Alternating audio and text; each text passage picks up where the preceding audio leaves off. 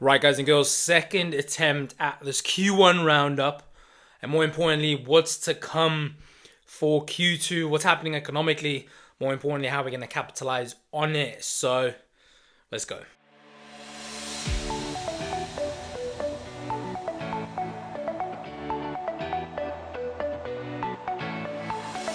Right, everyone, welcome back to the channel. Hope you're all well. My first attempt at this Q1 video didn't work. My batteries died. My camera's batteries died. I still had enough battery. And yeah, had to redo this. But jokes aside, it was a good quarter. Right, it really was a good quarter for me personally. As I mentioned in my mentorship group all the time, Q1 consisted of selling rallies in risk, selling rallies in the yen pairs, and also taking advantage of the euro, as I do feel the euro is massively overpriced, and I do feel the ECB is overweighted on their monetary policy, which I do feel is going to give us downside opportunities very, very soon. So, what's happening globally? I'd like to address that first. I think it would be very beneficial for everyone listening to really be ahead of what's to come, right? And also understand what is actually going on. So, China, Russia forming an alliance, right? Forming an alliance to really step up and try and decouple the dollar. So before we even address that, let's try and remember that America still remains the world's strongest and biggest economy. Right? Yes, China and Russia working together along with BRICS, BRICS being Brazil, Russia, India, China, South Africa. They really can form an alliance to try and decouple the dollar, decouple America from that first position status. I get that. And that is really driving a lot of uncertainty, driving a lot of FUD, right, in the traditional finance space. And even over this weekend, there was a BRICS, a fake BRICS cryptocurrency that was created, which rallied like over 1,000%. And people jumping on the back of thinking it was actually a BRICS token that was generated, which it wasn't, which it isn't. But it's not something that we can rule out, right? Are BRICS going to create their own CBDC? Is that going to be their form of currency that they're going to be trading in? Or are the BRICS countries just going to trade in their own currencies and not use dollar at all? So really push dollar to the side. So really uncertain times ahead, right? We have seen the Fed already start pausing. Not pausing, reducing. Pausing is a bad word. I shouldn't use the word pause, not yet.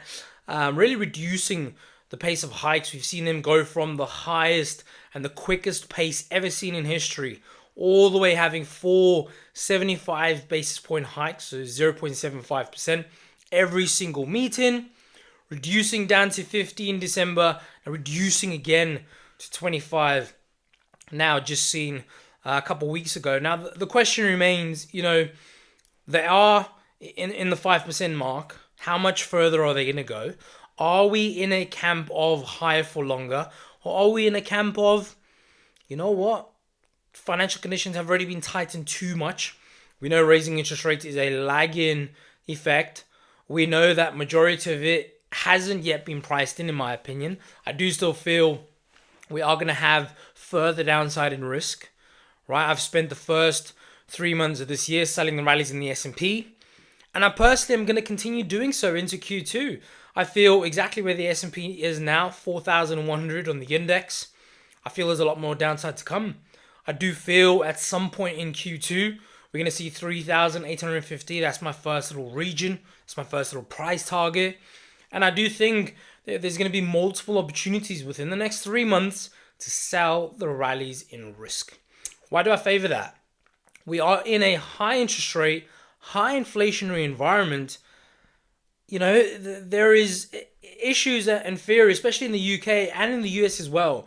Mortgage rates are through the roof.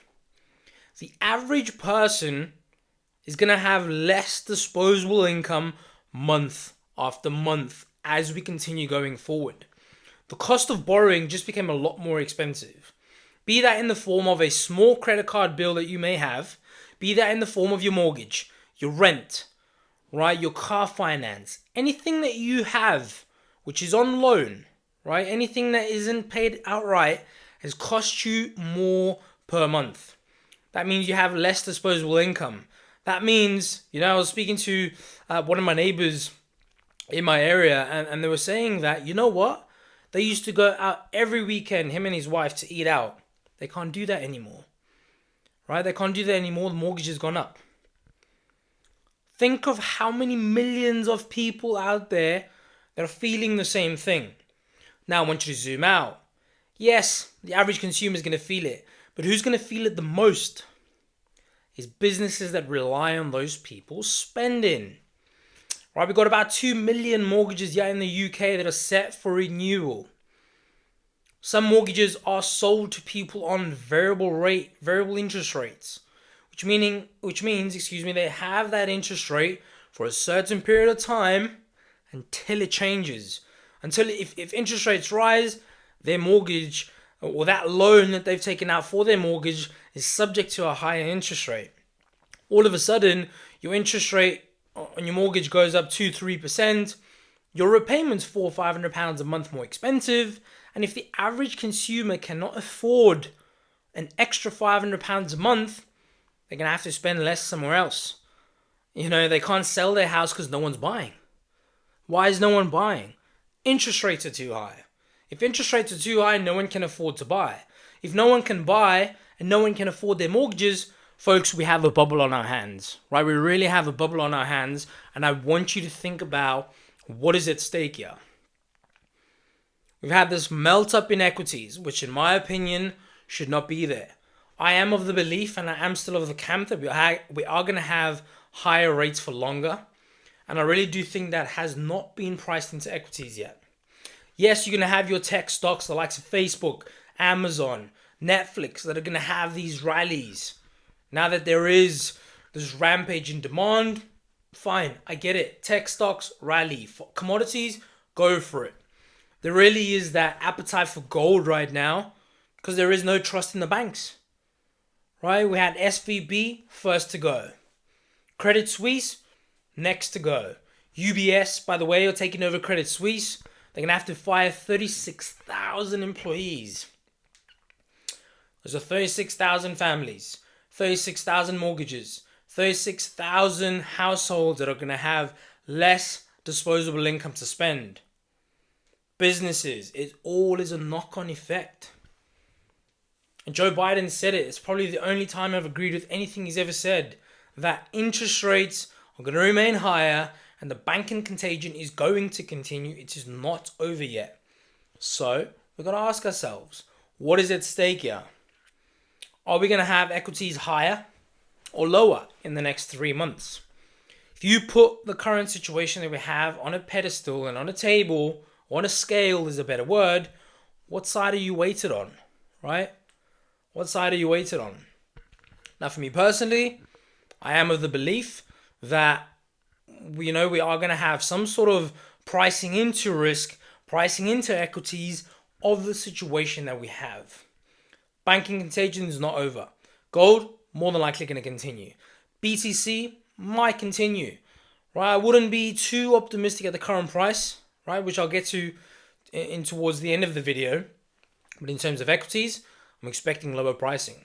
Bitcoin, I wouldn't be surprised if there's another drive of the lows. But there really is a lot of FUD around Binance right now about, 300 insider trading accounts that were created under CZ, the CEO's name, at Binance. Look, it doesn't surprise me that these guys are doing it. Right? They have access to so much information. Who's to say that they don't do it? I guarantee you every one of these brokers are doing it. Or these exchanges. So you really want to ask yourself that and ask yourself on which side of the fence are you actually on. And from a day trading point of view, this whole scenario doesn't really impact things. Because if you're a day trader, you have a set of rules that you follow every single day, regardless of what's going on. That should be your focus, right? That should be your narrative that you're actually trading. So for me, folks, going into Q2, I'm going to be focusing on selling risk, selling the rallies in risk. And I do feel, with this whole dollar decoupling story, I wouldn't necessarily say buy dollar, right? But I am looking to sell risk. If I'm looking to sell risk, I'm technically buying dollar indirectly.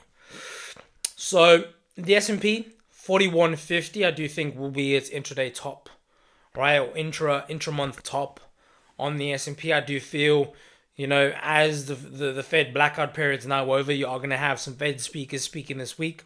I do expect them, to reiterate some sort of fear and concern around the banking sector crisis. However, it's not part of their mandate. Their mandate is price stability, which is through the form of inflation, right? And labor. The unemployment rate still at 3.6%, the lowest it's been in 40 years. They have room to tighten. They have room to keep rates higher for longer. Equities, in my opinion, are going to be on the back foot. And I could be wrong. Right, I could be wrong. This is just my personal point of view on things. You've got the ECB and the Bank of England. Yes, inflation remains higher in the UK and in the Eurozone than it does in America. However, are they not getting too carried away from themselves? Is there not contagion within the UK and within Europe? You got the UK still struggling with Brexit issues, right? Still struggling with supply and demand constraints because of Brexit. We still have 10% inflation here in the UK. High interest rates already above 4%. Mortgages that need to be renewed here in the UK. There really is a really tough time ahead of people, and I don't think a lot of people have factored in what that actually means.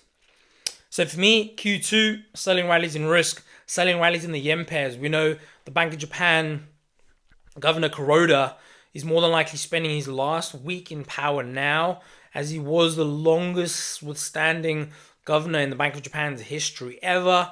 And then we do have Kazuo Ueda taking his place. Yes, there is a lot of uncertainty within the Bank of Japan. They have high inflation, right? They have negative rates. The question is, in a political stance, whoever takes forefront and takes hold of the new reins in any political sector, everyone tries to be a little bit optimistic to prove their point. Everyone, right? Whether you're a new president of a country, whether you're a president of a central bank, of a political party, everyone tries to prove their point. We saw Liz Truss, now Prime Minister of the UK. She was the person that served the least time as Prime Minister. Why? New in power, thinks she's clever, thinks she can introduce, new things to look cool. I do expect Kazuo Ueda, the new Bank of Japan governor, to be a bit hawkish, right? To be a bit firm in the stance. Tighten conditions. Purchase less JGBs, Japanese government bonds. Purchase less. Print less money, which should strengthen the yen. And if we do have that sell-off in risk that I'm expecting, a full risk-off environment will really give the yen some strength. So going into Q2, selling the rallies in the S&P, selling the rallies in the Dow, and then also looking at selling the rallies in the yen crosses. Should pound yen and euro yen give us the opportunity to do so? And more importantly, if we do have any sort of slowdown from the Bank of Japan in terms of their policy, as well as the ECB and the Bank of England, then I'm looking to jump on the back of that. Right, I'm looking to jump on the back of that. But folks, I'm going to be bringing more diversification to this channel. I'm going to be covering funded accounts a lot more. I'm going to be covering certain strategies, including Wyckoff, ICT. I'm willing to really dissect, and I do think, there are loads of strategies out there. And I think every strategy does, suit people differently. And I'm going to be covering that with my own little spin on it, my own little view. So do like, comment, share, subscribe on the channel. Do stay tuned for much more to come. I have a few podcasts lined up this year as well. So you are going to see my face floating around more often. So I look forward to sharing some stories, some truths behind, my journey so far. And also some exciting things that I'm working on. So stay tuned on the channel. And thanks for watching till now. I'll see you guys soon. Take care. Bye-bye.